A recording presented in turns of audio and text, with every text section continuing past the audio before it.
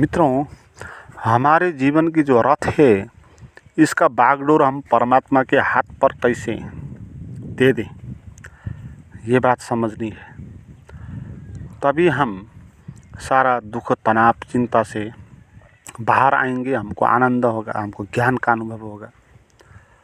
तो अपने जीवन की जो बागडोर है उसको परमात्मा के हाथ देना है, तभी हम मुक्त भी हो पाएंगे। मगर कैसे देना है और इसका देने का क्या प्रोसेस है और क्यों देना है, इस पर हम बात करें। पहली बात, जीवन कर्म है, अर्थात जीवन में कर्म होगा। हवाएं चलेगी, नदियाँ बहेगी, लोग पैदा होंगे, लोगों के मन में विचार चलेंगे, हाथ पर चलेंगे, शरीर पर पाचन का प्रक्रिया होगा, ब्लड का सर्कुलेशन होगा, सांस चलेगा। तो ये से सब कर्म होंगे। ये कर्म कौन करेगा? वो कर्म कोई भी नहीं करेगा, अपने आप ही होगा। और यह कह सकते हैं ये कर्म परमात्मा करेगा। एक ही बात है, कहने का दो तरीका है। एक तरीका है कि जीवन अपने आप हो रहा है, एक तरीका है परमात्मा कर रहा है। वो अपने आप होने को ही परमात्मा कहते हैं। तो ये कर्म है। कर्म क्यों है? क्योंकि ये परमात्मा की ऊर्जा है। परमात्मा जिंदा है ना, उसका प्रमाण है, एक्शन है ना, गति है। तो पृथ्वी अपने चक्कर पर घूम रही है। देखिए आकाश पर कितना बड़ा बड़ा कृत्य हो रहा है। हमारे जीवन में तो छोटा छोटा कृत्य, और पूरे पृथ्वी पर कितना कितना कृत्य हो रहा है। और आकाश में देखिए कैसा कैसा कृत्य हो रहा है। सोलार सिस्टम है, वहाँ पर सूरज के परिक्रमा कर रहा है पृथ्वी, और बहुत सारे ग्रह, नवग्रह होते हैं। तो उससे आकाश में ऐसे ही सोलार सिस्टम बहुत सारे होंगे और मिल्की वे होंगे। सारा का सारा यूनिवर्स है, और कहाँ तक है हमको पता नहीं। और कितना बड़ा कृत्य हो रहा है। ये सब कृत्य कौन कर रहा है? ये कृत्य या कहे परमात्मा कर रहा है या अपने आप कर रहा है। क्यों हो रहा है? क्योंकि ये परमात्मा का प्रमाण है, परमात्मा की एनर्जी है, वो जिंदा है, इसलिए ये सब हो रहा है, पहली बात। और दूसरी बात ये, जीवन में कर्ता तो कर्म तो हो रहा है, मगर इसका कर्ता हम नहीं है। हम इसका कर्ता नहीं है, इसका कर्ता परमात्मा है।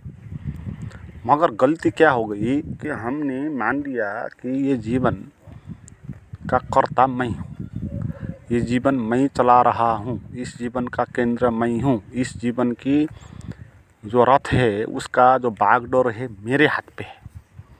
तो हम ये मानते हैं। ये मानने के कारण हम गलत बात में पड़ जाते हैं। गलत व्याख्या है ना, जबकि है नहीं ऐसी। आप केंद्र में हो नहीं, जीवन की बागडोर अपने हाथ में है नहीं, आपके भीतर मैं जैसा कुछ है नहीं। मगर आपने मान लिया कि मैं हूँ, मैं कर सकता हूँ। तो आपने क्या किया? एक गलत चीज़ को मान लिया जो है नहीं। जो नहीं है नहीं, गलत चीज़ को मानोगे तो फिर आपको उससे उत्पन्न होने वाला जो संसार है वो मिलेगा। फिर वो भय का संसार होगा, फिर असुरक्षा का संसार होगा, वो क्रोध का संसार होगा। ये सब संसार हमारा ये गलत व्याख्या के कारण है। क्रोध, काम जो भी है, लोभ, मोह, मद, मात्सर्य, ये सभी कुछ ये गलत व्याख्या हमने किया, इसी कारण ये हमको होता है। तो हम करता नहीं है, ये बात जाननी है ना। ये भ्रम को तोड़ना है ना पहले, कि जो हम मानते हैं कि मैं कर रहा हूँ। अच्छा, पहले हम सिंपल तरीके से समझ ले। इस शरीर को हम देखें, क्या हम इस शरीर को बड़ा कर रहे हैं? अपने आप हो रहा है। इस शरीर के भीतर क्या क्या हो रहा है? ब्लड का सर्कुलेशन हो रहा है, पाचन प्रक्रिया हो रही है, ऑक्सीजन ले रहा है फेफड़ा प्रतिपल, ये भीतर मुट्ठू धड़क रहा है, हार्ट वो पंपिंग कर रहा है, तो बहुत कितनी और करोड़ों सेल्स है, जीवकोष हैं, तो वो एक्टिव है, वो कार्य कर रहे हैं, और ब्रेन है वो कार्य कर रहा है, और वहाँ पर विचारें हैं वो चल रही हैं। ये सभी कुछ हो रहा है हमारे भीतर। तो आप देखिए, आप ये सब कर रहे हो कि अपने आप हो रहा है ना। तो इसके लिए आप प्रमाण पेश कर लो। जैसे कि आप नहीं हो, आप सो गए, आप बेहोश हो गए।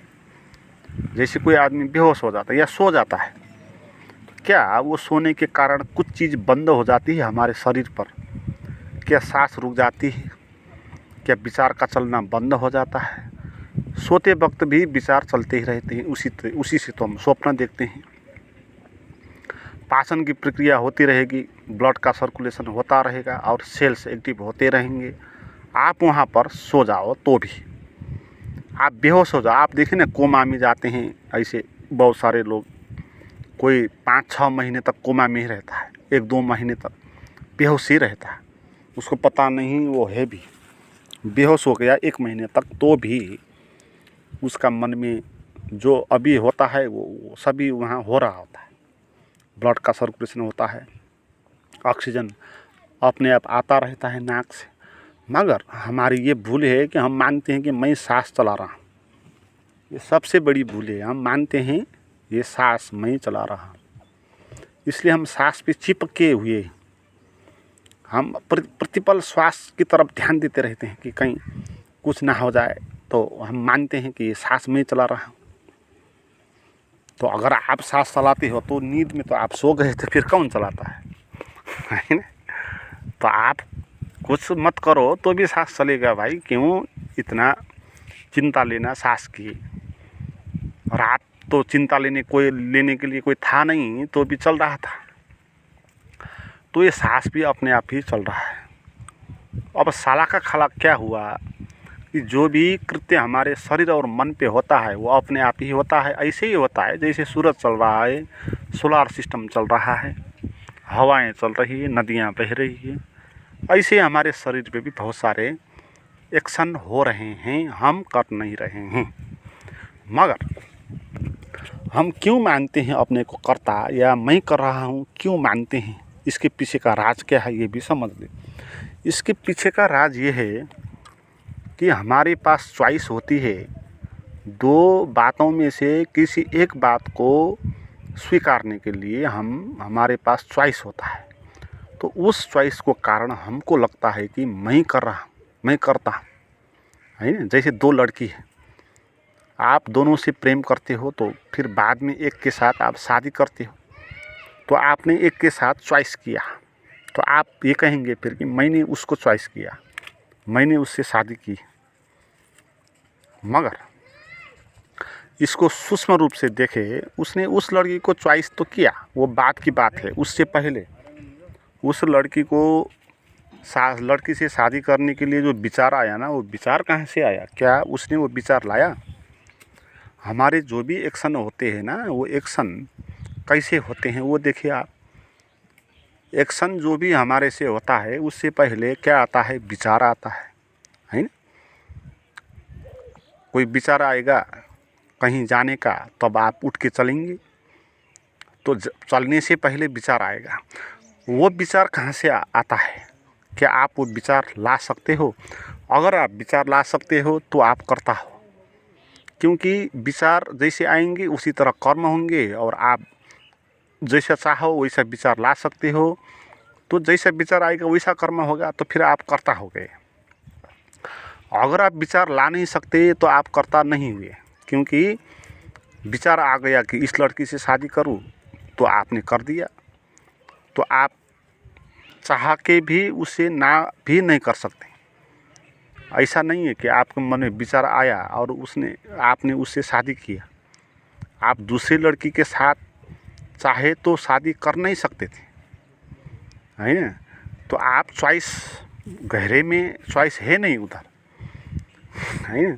वो भी आपका विचार ही चॉइस कर रहा है, और विचार आप नहीं ले रहे, अपने आप ही आ रहा है। तो क्या विचार अपने आप आ रहा है? ये बात आप देखें।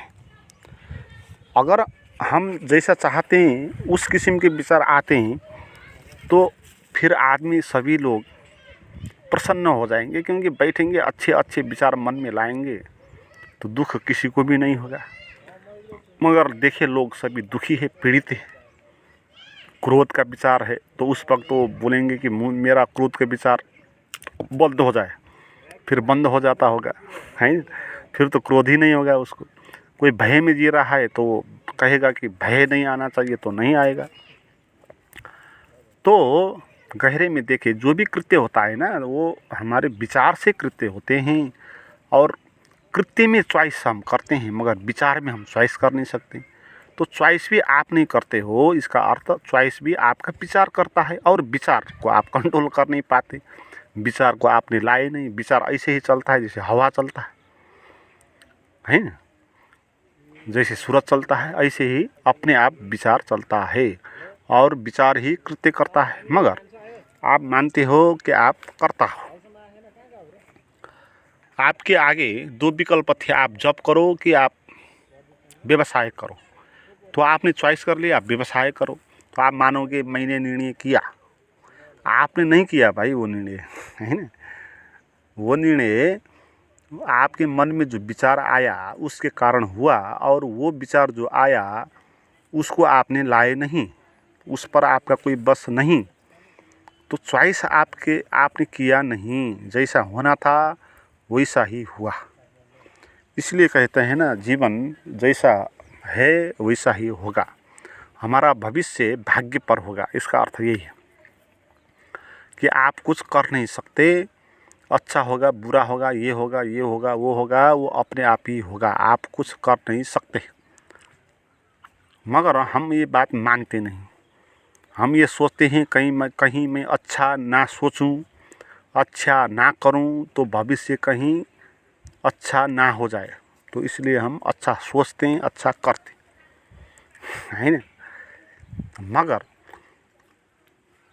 बाद में अच्छा रिजल्ट आएगा तो वो आज आप अच्छा कर रहे हो इसलिए आएगा। तो आज जो आप अच्छा कर रहे हो वो भी आपसे अपने आप ही हो रहा है, वो भी आप कर नहीं रहे हो, है ना। जो कुछ भी आप कर रहे हो ना वो आपके विचार के द्वारा हो रहा है, और वो विचार अपने आप ही आ रहा है, आप चॉइस नहीं कर सकते। तो इसका अर्थ क्या हुआ कि आप किसी भी अर्थ में भी करता नहीं हो। आप का मैं मिट जाए तो भी कुछ फर्क नहीं पड़ेगा। मगर हम ये मानते नहीं। हम हाँ, जो लोग ये मानते हैं ये बात, वो इसकी गलत व्याख्या भी कर देते हैं। जैसे बहुत सारे लोग हैं जो भाग्य की बात मानते हैं, जो भाग्य में होगा वही होगा। तो वो ये मानते हैं कि इसलिए हम करें क्यों, तो निढल्ले बैठ जाते हैं, है ना। क्योंकि होना है तो होगा, नहीं होना है तो नहीं होगा, तो इसलिए करना है क्यों, तो बैठ जाएगा।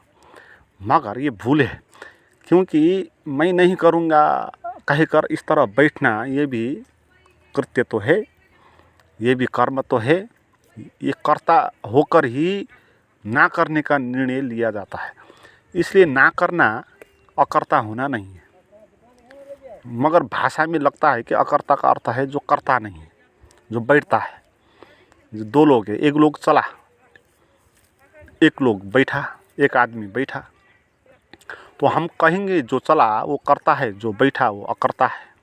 भाषा में गलती है। मगर जीवन में आप देखें, जो चलने का जिसने निर्णय किया उसने तो किया, उसने तो अपने को कर्ता माना। मगर जिसने बैठने का निर्णय किया उसने भी अपने को कर्ता ही माना। उसने भी निर्णय लिया ना बैठने का, और बैठना वो भी एक कर्म है ना। बैठने के लिए करने से ज़्यादा इफोर्ट लगता है। आप देखें ना, आपको कोई बोल दे कि तुम 1 घंटे तुम कहीं चल के आओ या एक कमरे में बंद होकर बैठ जाओ, आपको मोबाइल भी नहीं मिलेगा, अकेला बैठा। तो आप अकेले मोबाइल बिना के बैठने से ज़्यादा अच्छा आप चलने को मानेंगे।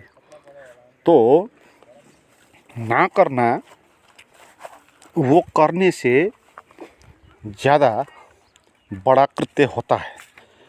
तो इसलिए जो लोग कुछ नहीं करते हैं ना, वो अकर्ता नहीं है। अकर्ता तो वो है जो ना करेगा ना करेगा, है ना। जो करेगा भाई ना भी नहीं करेगा, न करने का निर्णय भी नहीं लेगा, करने का निर्णय भी नहीं लेगा। तो इसका अर्थ क्या होगा? वो क्या करेगा? जो उससे होगा वो करेगा, है ना। वो करने के लिए निर्णय भी नहीं करेगा, उसको ना करने के लिए निर्णय भी नहीं करेगा। तो जो होगा उसके शरीर से।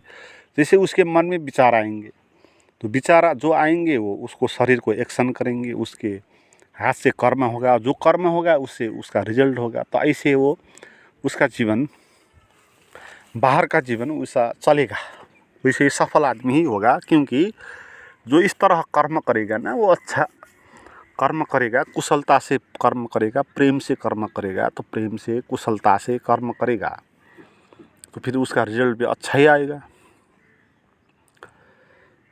तो ये अकर्ता कुछ ना करने वाली बात नहीं है। अकर्ता का अर्थ ये है कि जानना है कि मैं कर्ता नहीं हूँ, मेरे विचार मेरे हाथ में नहीं है, मेरा भविष्य मेरे हाथ में है नहीं, मेरा भूतकाल मेरे हाथ में नहीं है।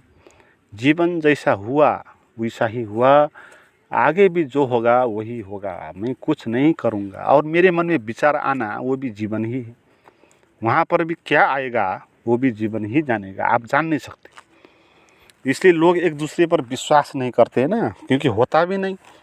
लोग छिनछिने बदल जाते हैं, एक दिन कहते हैं कि ये कर लेंगे, फिर दूसरे दिन कहेंगे कि वो नहीं करेंगे, फिर आप ये करेंगे। तो उस समय उसके मन में वो विचार आया था, इसलिए वो कहा दिया था, मगर सदा से वो वही बात पर टिकेगा, इसका निर्णय कोई नहीं ले सकता। बाद में चेंज हो सकता है, विचार बदल दे। इसलिए लोग धोखा देते हैं ना एक दूसरे को, है। वो मजबूर है, उसने किया नहीं है, वो विचार ऐसे आए, वो मजबूर थे, वो करना ही पड़ा उनको, वो बाध्य थे। तो सूक्ष्मता से आप जाने कि आप करने वाले नहीं हो, जीवन अपने आप हो रहा होता है। तो आप अभी बैठ रहे हो तो आपने निर्णय नहीं किया, जीवन ने ही निर्णय किया या परमात्मा ने ही निर्णय किया, एक ही बात है कहने को। तो फिर परमात्मा के हाथ पर बागडोर देने की बात क्या है? तो उसके हाथ पर बागडोर है ही, है ना, ये जाननी है। गलत व्याख्या, परमात्मा के हाथ पर बागडोर है, उसी के द्वारा सब चलता है। मगर हमने गलत व्याख्या क्या किया कि कुछ बातें मैं कर सकता हूँ, मैं हूँ, मैं करता हूँ, इस तरह हमने इसका व्याख्या कर लिया। अब इस व्याख्या को सही कर देना है और ये कहना है जो कुछ भी होता है परमात्मा ही करता है। तो इसलिए अब चिंता की कोई बात बची नहीं, आपने बागडोर परमात्मा के हाथ पे रख दी, आपने छोड़ ही दिया ना अपने को। आपके मन में क्या विचार आएंगे वो परमात्मा ही जाने, और आपके शरीर से और मन से क्या एक्शन होगा वो आपके विचार जाने, और आप सफल होंगे कि असफल होंगे ये आपका एक्शन जाने, है ना, एक दूसरे से संबंधित होंगे। तो परमात्मा आप पर क्या विचार डालेगा वो विचार करवाएगा तो आप करेंगे, नहीं करवाएगा तो नहीं करेंगे। आपके मन में कुछ भी विचार नहीं आया, आप ऐसे बैठे रहोगे। कुछ विचार आया तो चल के उसको आप करोगे, मगर ये नहीं कहोगे कि मैं ये नहीं करूँगा या ये मैं करूँगा, है ना। एक्साइटेड भी नहीं होंगे कि हाँ बहुत बड़ा विचार है ये तो करना ही पड़ेगा, इस तरह भी नहीं लेंगे। और इस तरह भी नहीं लेंगे कि ये विचार आया ये कौन करेगा, इस तरह भी नहीं लेंगे। सहज रूप से जो विचार आएगा वो आपके जीवन आगे बढ़ाएगा। आप रथ पर बैठ जाओगे, परमात्मा आपको, जैसे गीता में है ना, कृष्ण के हाथ में बागडोर होता है, अर्जुन रथ के पीछे बैठा है। मगर होना क्या चाहिए था कि कृष्ण को पीछे बैठना था ना, क्योंकि कृष्ण तो भगवान है, परमात्मा है, ये तो अर्जुन भी ये बात मानता है। तो जो बड़ा आदमी है उसको आप पीछे बिठाओ, उसको ड्राइवर क्यों बनाते हो, हैं। मगर परमात्मा वो ड्राइवर जैसा होता है, कृष्ण एक ड्राइवर है ना, वो चलाते हैं। इसका यही संदेश है। वो बोलते हैं अर्जुन को कि भाई तो सब चीज़ मुझ पर छोड़ दे, मैं चला ही रहा हूँ ना, तो बेकार में क्यों चिंतित हो रहा है? कहाँ तुझे जाना है मैं ले जाऊँगा, और तुझे क्या करना है तेरे भीतर विचार आएंगे वो करेंगे, और तू धनु उठाएगा, हत्या करनी है तो हत्या करेगा, तो क्यों चिंतित हो रहा है? तो परमात्मा कृष्ण है, वो बागडोर उनके हाथ में होती है। तो आपको जो अच्छा होगा वो विचार आप, जब आप परमात्मा पर श्रद्धा करेंगे, परमात्मा पर विश्वास करेंगे, अकर्ता भाव में आप जिएंगे, तो फिर आपके भीतर भी उच्च कोटि के विचार आएंगे। फिर क्योंकि विचार भी आप कहाँ पर हो उसी हिसाब से आएंगे। आप अज्ञान में हो एक तरह के विचार आएंगे, ज्ञान में हो दूसरे किस्म के विचार आएंगे, आप रोगी हो एक किस्म के विचार आएंगे, स्वस्थ हो एक किस्म, क्योंकि शरीर और विचार जुड़े हुए हैं। यानी आपके भीतर प्रसन्नता है तो एक किस्म के विचार आएंगे। तो परमात्मा पर श्रद्धा होगा, परमात्मा के हाथ पर आप बागडोर दे दोगे, तो फिर आपके मन में उच्च कोटि के विचार आएंगे, अच्छे आपका विचार आएंगे, शुभ होगा, तो जो कृत्य होगा वो कृत्य अपने आप ही होगा, आपको चिंता लेना नहीं पड़ेगा। तो दो ही तरह के लोग होंगे ना जीने वाले, एक होंगे जो खुद को मानेंगे अपने को ड्राइवर, एक वो लोग होंगे जो जानेंगे परमात्मा ड्राइवर है और मैं तो उसके पीछे बैठने वाला हूँ, जहाँ वो ले जाएगा मैं वहीं जाऊँगा, जो करवाएगा मैं वही करूँगा, मेरी अपनी कोई मर्जी है नहीं, है ना। परमात्मा की मर्जी पे छोड़ देना है ना अपने को, परमात्मा की मर्जी। आपकी मर्जी और परमात्मा की मर्जी फ़र्क है। आपकी मर्जी तो आपके मनोदशा से आधारित होंगी, आपका कैसा मनोवृत्ति है, आपका मन तो ऐसा होगा कि चोरी करना है, बहुत सारा धन आपको प्राप्त हो जाए, मगर परमात्मा की इच्छा नहीं होगी, क्योंकि परमात्मा को पता है कि धन से आनंद का कोई संबंध है नहीं, शुभ का कोई संबंध है नहीं। तो परमात्मा शुभ चाहेगा आपको, मगर आप जो चाहेंगे वो आपको शुभ में ले जाएगा इसकी गारंटी है नहीं। आपको लगेगा अच्छा है, जैसे बहुत सारे लोगों को लगता है कि राजनीति अच्छी होती है तो उसके सांसद पद पर होना, मंत्री पद पर होना ये अच्छी बात है, मगर परमात्मा के लिए वो अच्छी बात नहीं है। आप वहाँ पर जाओगे तो आप दुर्गंधित हो जाओगे, तो इसलिए वहाँ ना जाना ही आपका अच्छा होगा। तो परमात्मा की ऐसी इच्छा होगी, तो परमात्मा कभी भी आपको गलत दिशा निर्देश नहीं करेगा। परमात्मा परम कल्याणकारक है, उस पर श्रद्धा करोगे, विश्वास करोगे, तो परमात्मा आपको शुभ की तरफ ले जाएगा, है ना। आप सौभाग्यशाली हो जाओगे। कितने देखे होंगे ना संत आपने, परम सौभाग्यशाली होते हैं ना उनकी। तो परमात्मा कैसे अच्छे अच्छे दिशा में उनको ले जाते हैं ना। तो ये वही लोग हैं जो परमात्मा को छोड़ देते हैं। छोड़ना है नहीं, वो परमात्मा पर ही है। आप क्या सोचेंगे एक घंटे के बाद वो भी आप पर उसका नियंत्रण नहीं है, तो क्या आएगा आप कह नहीं सकते, तो क्या आपसे होगा वो भी आप कह नहीं सकते। तो क्यों चिंतित होना बाद में। परमात्मा आपको जहाँ ले जाएगा या जहाँ आप जाएंगे, मान देना कि परमात्मा ने ही आपको वहाँ तक पहुँचाया, और उसको बुरा नहीं मानना, है ना। परमात्मा आपको बुरी जगह पर नहीं ले जा सकता। आप कहेंगे उसको बुरी जगह, मगर मैंने कहा ना आपको कि आपने जो माना वो परमात्मा ने माना हुआ नहीं। हम जो मानते, हमारी छोटी बुद्धि है, हम दूर का देख भी नहीं सकते, हमको क्या पता क्या गलत है क्या सही है। ऐसा होता है कि अभी गलत जैसा लगता है, मगर उसी कारण से सही भी हो जाता है। बहुत बार ऐसा होता है ना, कोई परीक्षा में फेल हो गया तो बहुत बुरा हो गया उसके साथ, वो बोल रहा है परमात्मा को, हे परमात्मा तू नहीं है, ये गाली कर रहा। मगर बाद में फिर पढ़ाई पूरी हो नहीं तो पढ़ाई छोड़ दिया, तो फिर कोई काम करने लगा और काम अच्छे से करने लगा तो बहुत बड़ा व्यवसायी हो गया। बाद में उसको लगा कि अगर मैं पास हो जाता तो कोई छोटी सी नौकरी कर लेता, मगर फेल हुआ, इसी कारण मैं व्यवसाय पर आया और आज बहुत बड़ा सफल हो गया। तो गलत कोई भी चीज़ है नहीं, है ना।